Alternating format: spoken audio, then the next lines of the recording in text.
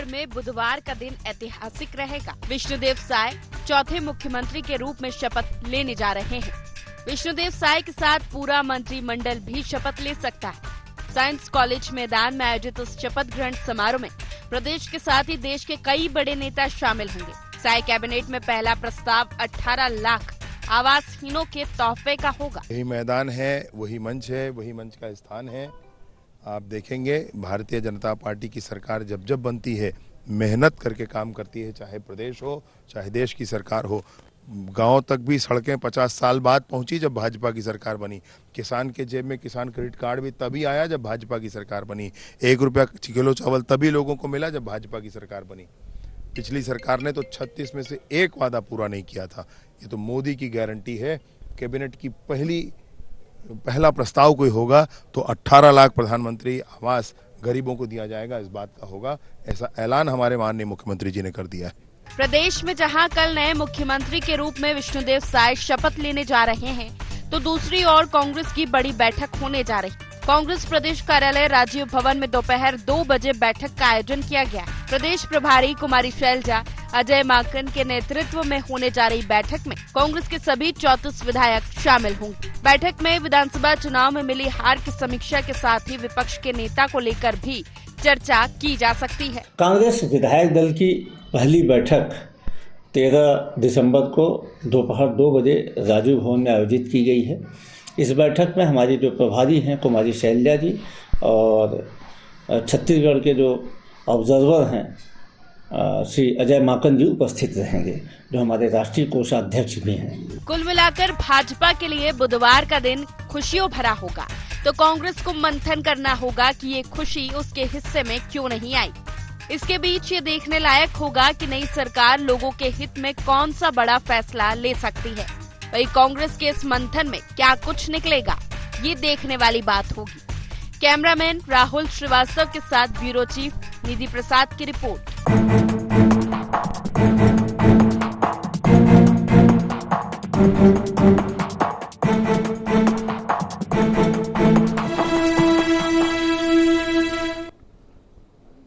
गोहार छत्तीसगढ़ शपथ और समीक्षा में आपका स्वागत है। मैं हूं राजेश सक्सेना। आज इसी मसले पर चर्चा करेंगे, लेकिन पहले देख लेते हैं गोहार पॉइंट्स। कैसा हो सकता है साय कैबिनेट का स्वरूप? किस दिशा में आगे बढ़ेगी साय सरकार? कांग्रेस में किसके सिर फूट सकता है हार का ठीकरा? किसे मिल सकती है नेता प्रतिपक्ष की कुर्सी? तो ये अहम सवाल हैं गोहार छत्तीसगढ़ के, जिसके इर्द गिर्द आज की हमारी ये चर्चा होगी, डिबेट होगी। जिस तरह से नई सरकार अब छत्तीसगढ़ में और विष्णुदेव साय छत्तीसगढ़ के चौथे मुख्यमंत्री के रूप में शपथ लेने जा रहे हैं। साथ ही 2 डिप्टी सीएम भी होंगे और इसके अलावा बात नए कैबिनेट की गठन की भी कि किस तरह का स्वरूप या किस तरह का आकार प्रकार नए कैबिनेट के गठन का होगा। दूसरी तरफ अगर हम कांग्रेस की जब बात करें तो कहीं ना कहीं अब कांग्रेस चिंतन करने जा रही है, मंथन करने जा रही, हार की समीक्षा करने जा रही कि आखिर कौन से ऐसे कारक रहे, कौन से ऐसे कारण रहे जिसके चलते उसकी छत्तीसगढ़ से विदाई हुई, उसको हार का सामना करना पड़ा। तो कह सकते हैं कि बुधवार का जो दिन है छत्तीसगढ़ के लिए काफ़ी अहम है, खास है। एक तरफ शपथ ग्रहण समारोह, दूसरी तरफ हार की समीक्षा। आज इसी पर चर्चा करेंगे, बातचीत करेंगे। चर्चा शुरू करें उससे पहले अपने मेहमानों के पास चलते हैं, उनका परिचय करा देते हैं, तारुफ करा देते हैं, फिर चर्चा को हम आगे बढ़ाएंगे। 3 मेहमान इस चर्चा में हमारे साथ जुड़ रहे हैं। हमारे साथ में हैं वरिष्ठ पत्रकार गंगेश द्विवेदी जी। स्वागत करूंगा गंगेश जी आपका। हमारे साथ में हैं लक्ष्मी वर्मा जी, प्रदेश उपाध्यक्ष भारतीय जनता पार्टी। स्वागत है लक्ष्मी जी आपका।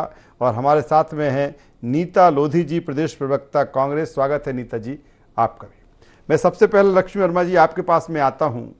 कल का दिन, बुधवार का दिन, शपथ ग्रहण समारोह, सीएम के तौर पर विष्णुदेव साय शपथ लेंगे, डिप्टी सीएम भी शपथ लेंगे। क्या कुछ इस आयोजन को और व्यापक बनाने के लिए कहा जा रहा है कि 18 लाख आवासहीनों को घर का तोहफा भी देगी नई सरकार? क्या क्या और चीजें हैं ऐसी इस शपथ ग्रहण समारोह में, आपसे जानना चाहूंगा। सक्सेना जी, छत्तीसगढ़ की जनता ने आज भारतीय जनता पार्टी को छत्तीसगढ़ में अपना जनमत दिया है। लोकतांत्रिक व्यवस्था में एक बड़ा जनमत जनता ने दिया है, एक विश्वास के साथ कि उनके जो मूलभूत जो समस्या है, मैं कहना चाहूंगी कि एक बड़ा वादा हमने महतारी वंदन योजना के माध्यम से हमारी महिला बहनों के लिए किया है। आज महिलाओं ने छत्तीसगढ़ में ज्यादा से ज्यादा वोट किया है और विश्वास भारतीय जनता पार्टी के ऊपर जताया है। अगर हम पिछली सरकार की बात करें तो इन्होंने खासकर बहनों को ठगने के साथ साथ उनके साथ जो छत्तीसगढ़ में अनाचार अत्याचार की घटनाएं घटी, उनको बेरोजगार करने का बड़ा पाप छत्तीसगढ़ की कांग्रेस की सरकार ने किया था और इसका बदला जो है छत्तीसगढ़ के महतारियों ने कांग्रेस सरकार को दिया है।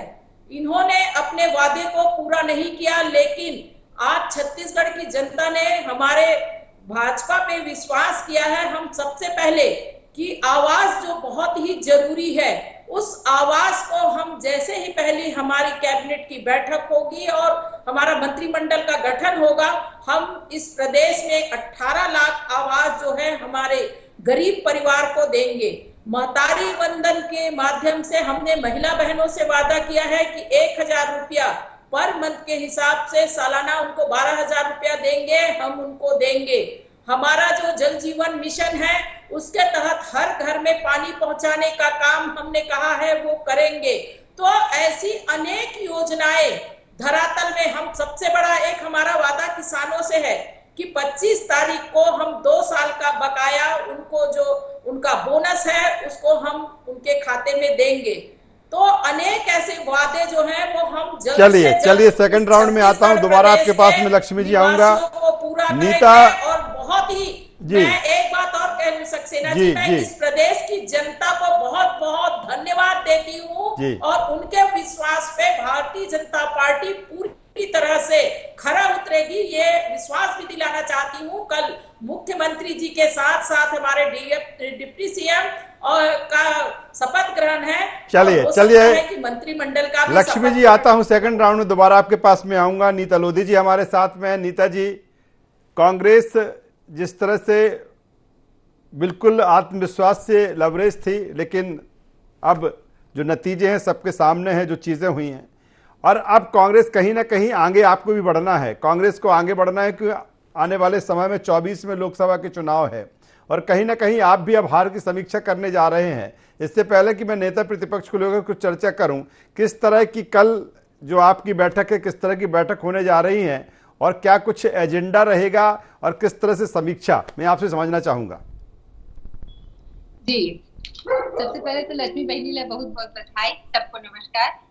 जैसे कि आपने कहा, हमारे यहाँ कांग्रेस कमेटी की कल मीटिंग है, निश्चित तौर पे हमारे प्रभारी भी आएंगे और सारे विधायक दल की मीटिंग भी होगी, नेता भी चुने जाएंगे और जिस प्रकार कांग्रेस की रीति नीति रही है, लोगों के न्याय दिलाने के लिए काम करना, छत्तीसगढ़ की सेवा करने के लिए काम करना, छत्तीसगढ़ की अस्मिता और सुरक्षा के लिए काम करना, लोगों के जनजीवन को उठाना, तो एक सशक्त विपक्ष की भूमिका छत्तीसगढ़ में हमारी कांग्रेस पार्टी करेगी और निरंतर लोगों को लाभ दिलाएगी। और लक्ष्मी बहन बोल रही थी कि इनने वादे किए निभाएंगे, तो निश्चित तौर पे सशक्त विपक्ष की भूमिका निभाते हुए इनके वादों का याद रहेगा।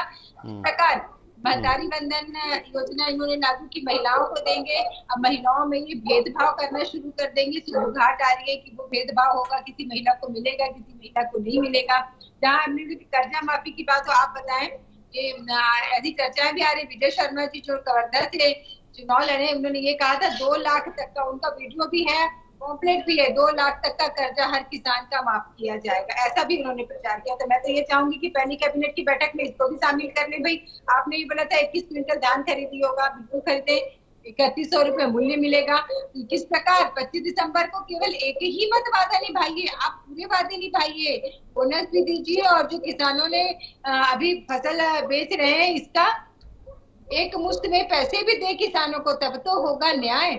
और निश्चित तौर पे हम तो चाहेंगे कि जिस प्रकार हमारा छत्तीसगढ़ एक अरसे बाद 15 साल के कुशासन के बाद 5 साल में काम करने का अवसर मिला। छत्तीसगढ़ को राजगान मिला, छत्तीसगढ़ के तीज त्योहार, खान पान, इसके रीति रिवाजों को एक बढ़ावा मिला, किसानों के चेहरे पे खुशी आई, महिलाएं आत्मसम्मानित हुई, युवाओं को रोजगार मिला और इसी न्याय की दिशा में क्या ये चीजें नीता जी बेहतर तरीके से जो आप कह रही हैं या कांग्रेस जिस तरह से कह रही है, बेहतर तरीके से ये चीजें जनता को नहीं समझा पाए और यही कारण है कि इस तरह के परिणाम मिले देखने के लिए?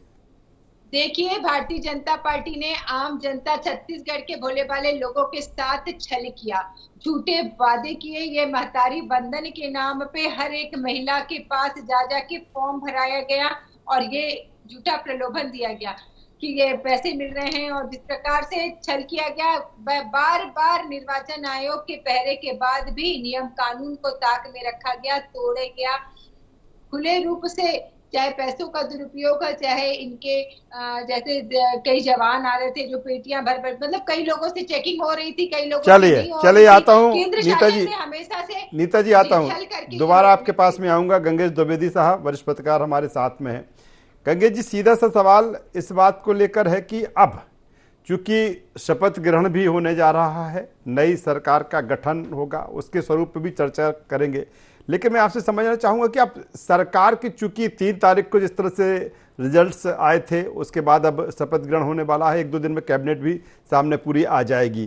क्या लगता है कि सरकार अब जो विष्णुदेव की जो सरकार है वो किस तरह से, क्या प्राथमिकताएं रहने वाली है कि नहीं, सरकार जो हमने अपने संकल्प पत्र में जो वादे जनता से किए थे उनको प्राथमिकता में लिया जाए, फिर आगे बढ़ा दिया, किस तरह से सरकार आगे बढ़ेगी सर, आपसे समझना चाहूंगा अनुभव के आधार पर।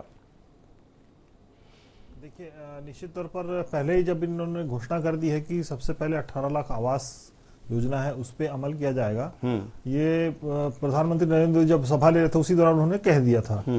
इसके बाद दूसरी सबसे बड़ी इनकी घोषणा थी कि किसानों को लेकर खास तौर पे कि 3100 रुपए प्रति क्विंटल धान की कीमत एक मुश्त और 21 क्विंटल तक प्रति एकड़ के हिसाब से खरीदी। इस पे तत्काल फैसला लेने की इसलिए जरूरत है क्योंकि खरीदी शुरू हो चुकी है, बहुत सारे मतलब खरीदी केंद्रों पे धान जाम हो गया है, खरीदी धीमी गति से चल रही है और राइस मिलर्स की भी समस्या है, उन लोग धान उठा नहीं रहे क्योंकि उनका भी पेमेंट काफी पेंडिंग है, उनका पेमेंट निपटा के तेजी से धान खरीदी को बढ़ाना पड़ेगा और समय पे इनकी मतलब अपना जो वादा आपने किया है किसानों को अब तेजी से देना शुरू करेंगे तो किसान तेजी से धान भी लाएंगे और तेजी से प्रक्रिया आगे बढ़ेगी। तो ये सबसे बड़ी प्राथमिकता तो अभी इनको ये रखना ही पड़ेगा इस सरकार को कि सबसे पहले आवास वाली जो उन्होंने घोषणा करके रखी वो कर लें, फिर ये किसान वाली जो समस्या है जो करंट में है चल रही खरीदी, उसके लिए तो उनको अभी फैसला नहीं लेंगे तो फिर लेट हो जाएगा, मुझे ऐसा लगता है। तो ये अभी लेने की जरूरत है। दूसरी बात, कई सारे और भी मुद्दे हैं, जैसे महतारी वंदन की बात कर रही थी, तो देखिए सबसे बड़ी बात यह कि छत्तीसगढ़ में पहले भी मैं कह चुका हूं कि इस बार छत्तीसगढ़ में 57 सीटों पर महिलाएं जो है किंग मेकर की भूमिका में थी और महतारी वंदन योजना सहित और भी अन्य योजनाएं जो थी वो उसको उन्होंने उसको लेकर मोदी की गारंटी पर भरोसा किया। जो टकराव जो दोनों के बीच टक्कर थी भाजपा कांग्रेस के बीच, एक तरफ भूपेश का भरोसा था तो दूसरी तरफ मोदी की गारंटी थी, तो मुझे लगता है छत्तीसगढ़ की जनता ने मोदी की गारंटी पे ज्यादा भरोसा किया। तो निश्चित तौर पर अधिक से अधिक आबादी छत्तीसगढ़ की जो 57 सीटों पर किंग मेकर थी उनको लेकर भी संवेदनशील होना पड़ेगा, नहीं तो सबसे ज्यादा साइलेंट रहने वाली वोटर्स वो ही हैं। और जिस तरह से परिणाम बदले हैं, कांग्रेस के खिलाफ गए हैं, उस तरह से परिणाम आगे देखने भाजपा को मिल सकते हैं। इसलिए मुझे लगता है कि उनकी जो योजनाएं हैं, महतारी वंदन योजना, गैस सिलेंडर वाली योजना, इस तरह और भी कई सारी योजनाएं जो उन्होंने घोषणा करके रखी है, उस पर फैसले करने की जरूरत होगी, जल्दी उस पर अमल करना होगा। इसी तरह देखिए सबसे बड़ा एक मुद्दा भ्रष्टाचार के बीच में पीएससी घोटाला, इसको लेकर यूथ बहुत ज्यादा सेंसिटिव था। मुझे लगता है यूथ ने इस मुद्दे को लेकर कहीं ना कहीं भाजपा के पक्ष में मतदान किया है, क्योंकि इस मुद्दे को लेकर बड़ी संख्या में हर परिवार से जुड़ा मामला होता है, हर घर में कोई ना कोई ऐसा बच्चा होता है जो रिश्तेदारी में हो चाहे परिवार जुड़ा हो, जो इस समय कंपटीशन की तैयारी में कर रहा होता है, तो उसका असर व्यापक होता है, लोग जनमानस पलटने में बड़ी मतलब एक जो बड़ा असर करता है। इस तरह का मसला जो है बड़ा असर करता है। इसको लेकर भी परीक्षा में जो सुधार की प्रक्रिया की बात की गई, चलिए बेहतर बात गंगेश द्विवेदी साहब आप कह रहे हो, ये भी बिल्कुल यहाँ ध्यान देने वाली बात है कि कहीं ना कहीं अब 3 से 4 महीने में लोकसभा चुनाव के लिए भी जाना है, और जिस तरह से मोदी की गारंटी पर चुनाव लड़ा गया और छत्तीसगढ़ क्या अन्य राज्यों में भी, चाहे हम मध्य प्रदेश की बात कर ले, चाहे राजस्थान की हम बात कर ले, मोदी का चेहरा और मोदी के मन में प्रदेश और फिर मोदी की गारंटी और फिर जो लगातार हम चर्चा करते रहे, कहीं ना कहीं इस तरह का प्लेटफॉर्म इस विधानसभा चुनाव के जरिए भारतीय जनता पार्टी तैयार कर रही है कि इसको सेमीफाइनल मार के सीधे फाइनल में पहुंचा जाए। ठीक है, मैं दोबारा गंगेश द्विवेदी साहब आपके पास में आऊंगा, सीधे लक्ष्मी वर्मा जी के पास में आता हूं। लक्ष्मी वर्मा जी, अभी चुनौती तो है, जो पहले संकल्प हैं उनको पहले प्राथमिकता में पूरा करना। हालांकि ठीक है, 5 साल के लिए संकल्प पत्र बनता है और जो जनता से वादे होते हैं, लेकिन ये 3-4 महीने मानती है कि काफी अहम है, क्योंकि लोकसभा के चुनाव अप्रैल मई में होने वाले हैं। बिल्कुल राजेश जी, कांग्रेस ने तो लंबा चौड़ा यहाँ पे कर्ज छोड़ के गए हैं 88,000 करोड़ रुपए का, लेकिन उसके बावजूद हमारी सरकार जो वादा की है उस पे खरा उतरेगी। अभी नीता जी कह रही थी, मैं उनसे कहना चाहती हूँ कि विपक्ष को हमेशा सकारात्मक विपक्ष के रूप में रचनात्मक जो काम है उनमें क्या कमी वो निकालना चाहिए, लेकिन कांग्रेस की जो सरकार है कभी सकारात्मक जो विपक्ष की भूमिका निभाने में कमजोर साबित हुई है। और कहीं ना कहीं ये देखिए, आज हम अगर देश के भी बात करें तो आज अगर धारा 370 अभी तो सरकार का गठन भी नहीं हुआ। नहीं, मैं कहना चाहती हूँ कि निश्चित रूप से ये इसको ध्यान में रखते हुए हमने अपने किए वादे जो हैं उसको पूरा करने के लिए पूरी तरह से तैयार हैं। इस छत्तीसगढ़ की जनता ने हमें जो विश्वास दिया है, खासकर बहनों ने विश्वास दिया है, उनके विश्वास पे खरा उतरने का पूरा प्रयास भारतीय जनता पार्टी जो है करेगी। और अभी से ही उनको दिए गए जो घोषणा पत्र में जो वादे हैं उसकी तैयारी करना हमने प्रारंभ कर दिया है। आज जो स्थिति है छत्तीसगढ़ में, उसके बावजूद आज हम हमारे राजस्व में कैसे बढ़ोतरी हो ये हमें पहले तैयारी भी करनी होगी। चलिए एक सवाल कर लेता हूँ लक्ष्मी जी, एक अहम सवाल मैं आपसे कर लेता हूँ कि ठीक है, अब शपथ ग्रहण के बाद किस तरह का आकार प्रकार कैबिनेट का होगा, क्योंकि कहीं ना कहीं जिस तरह से जो चीजें हुई हैं और केंद्रीय नेतृत्व ने जिस तरह से वो तमाम सारे नाम छत्तीसगढ़ में चलते रहे, उन नामों में जिस तरह से विष्णुदेव साय वहां के पूरी कमान संभालेंगे, क्या कैबिनेट में भी इस तरह की चीजें होंगी? कहीं ना कहीं कई ऐसे चेहरे जो पार्टी चाहती कि नहीं ये नया चेहरा है या पहली बार जीत के आया, या फिर किस तरह का फैक्टर लोकसभा चुनाव में काम करेगा, इस तरह का कैबिनेट गठन में भी देखने को मिल सकता है? हम सभी वर्गों का और सभी क्षेत्र में हमारा काम कर सके ऐसे लोग जो हैं हमारी पार्टी में बहुत सारे चेहरे तो हैं, लेकिन बेहतर काम हो ऐसे जो प्रतिनिधित्व के लिए सभी लोग बेहतर कर सकते हैं, लेकिन मंत्रिमंडल बनाने की एक सीमा है, उसके तहत सामंजस्य बना के इस प्रदेश के विकास को दिशा दे सके ऐसा हमारा गठन होगा मंत्रिमंडल। और पूरी जिम्मेदारी के साथ मैं आपके चैनल में ये कहना चाहती हूँ कि भारतीय जनता पार्टी जो है जनता के विश्वास में खरा उतरेगी। चलिए सीधे नीता जी ठीक है, आप हार की समीक्षा करने जा रहे हैं। चलिए, मुझे लगता है कि नीता जी से अभी हमारा संपर्क नहीं, सीधे गंगेश द्विवेदी साहब के पास में आ जाता हूं। गंगेश द्विवेदी साहब, जिस तरह से मैं कैबिनेट का जिक्र कर रहा था, क्या जिस तरह से हमने देखा कि तीनों राज्यों की अगर हम बात करें, अपने डिसीजन से अपने फैसलों से कहीं ना कहीं चौंकाया है, क्या जब मंत्रिमंडल का गठन होगा उसमें भी कई चीजें ऐसी दिखेगी कि जिसको प्रेडिक्ट नहीं कर रहे होंगे और उस तरह का फिर फैसला देखने को मिल जाए? पर देखिए, अमित शाह जी जो है राजनीति के चाणक्य माने जाते हैं और इस चुनाव में उनकी जो रणनीति है वो बहुत कारगर साबित हुई है, ये दिख रहा है निश्चित तौर पर। क्योंकि देखिए, चुनाव के पहले कहीं पर नहीं लग रहा था कि भाजपा वापस आएगी, लेकिन जिस तरह से वापसी हुई है उस रणनीति का हिस्सा था। तो मुझे लगता है कि इसका असर निश्चित तौर पर कैबिनेट के में भी दिखेगा। और एक कयास ये लगाया जा सकता है कि देखिए, जो आधी से अधिक आबादी जिसकी लगातार मैं बात कर रहा हूँ, कहीं ना कहीं उसको अच्छा महत्व मिलेगा। हो सकता है एक डिप्टी सीएम भी महिला के से बनाया जा सके, क्योंकि कहीं देखिए किंग मेकर की भूमिका में तो महिलाएं रही हैं और महिलाओं ने पूरा एक तरफा तो नहीं कह सकते कि बड़ा बहुमत जो है भाजपा को दिया है। इसका भी उनके बीच से, और इसके अलावा उनके बीच से जो चेहरे चुनकर आए महिलाओं के, जैसे रेणुका सिंह है, केंद्रीय मंत्री रही और वो यहाँ पर आके चुनाव लड़ी और जीत कर आई। इसके बाद गोमती साय, वो भी सांसद थी, जीत कर आई। लता हुसैंडी हैं, 2 बार मंत्री रह चुकी हैं, वो भी बस्तर से जीत कर आई हैं। तो इस तरह की महिलाओं के जो चेहरे हैं वो निश्चित तौर पर कहीं ना कहीं अपने ऑटो, मतलब ये कहना चाहिए कि ऐसा अपने आप ही डिमांड पैदा करते हैं कि इनको आपको लेना पड़ेगा मंत्रिमंडल में कहीं ना कहीं, या आपको इनको आप अवॉइड नहीं कर सकते। चलिए, बिल्कुल बेहतर बात आप कर रहे हो। 33% वैसे भी आरक्षण जिस तरह से बिल पास हुआ है, और अब देखना भी हुआ कि इस कैबिनेट में महिलाओं का कितना प्रतिनिधित्व होता है। मैं सीधे नीता लोधी जी के पास में आ जाता हूं। नीता लोधी जी, कहा जा रहा है 2 चीजें एक अहम, एक तो आपकी हार की समीक्षा है, दूसरा नेता प्रतिपक्ष को लेकर भी आपकी राय बन सकती है। लेकिन सवाल इस बात को लेकर, चर्चा इस बात में है कि जो हार मिली है कांग्रेस को, वो किसके सर ये ठीकरा फूटेगा। ये भी कहा जा रहा है कि आखिर कौन सी ऐसी चीजें रही हैं, किसकी ऐसी पॉलिसी रही कि ये कहा जा रहा था कि नहीं भूपेश से तो भरोसा है, और भरोसे को जनता में नहीं ले पाए, फिर हार का सामना करना पड़ा। जी, हमारे सभी विधायकगण और सारा शीर्ष नेतृत्व बैठ रहे हैं और चर्चा भी करेंगे। बहुत सीरियसली चर्चा करने के बाद हम इस पर रणनीति भी बना के आगे कार्य योजना करेंगे।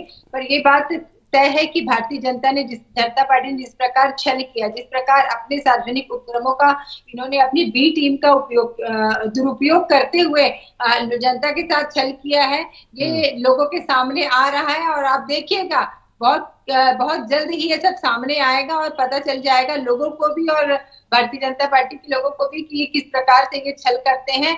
जब ये केवल पद और सत्ता पाने के लिए कुछ भी कर सकते हैं, किसी हद तक भी गिर सकते हैं। आज आप दीदी महिलाओं की बात कर रही थी, तो निश्चित तौर पे अगर दूसरे प्रदेश में महिला डिप्टी सीएम बनी थी, तो हमारे प्रदेश में क्यों नहीं? हमारे प्रदेश में भी नहीं नीता जी, अभी तो कांग्रेस को आप विपक्ष की भूमिका में है, अभी तो आपको अपना रुख जो है सकारात्मक रखना चाहिए। अभी उनकी सरकार का गठन हो जाए, उनका मंत्रिमंडल आ जाए, फिर चीजें। लेकिन पहले से जो आप प्रोडक्ट कर रही हैं, आप ठीक है विपक्ष में है, विपक्ष का भी एक अहम रोल प्रजातंत्र में, लोकतंत्र में होता है।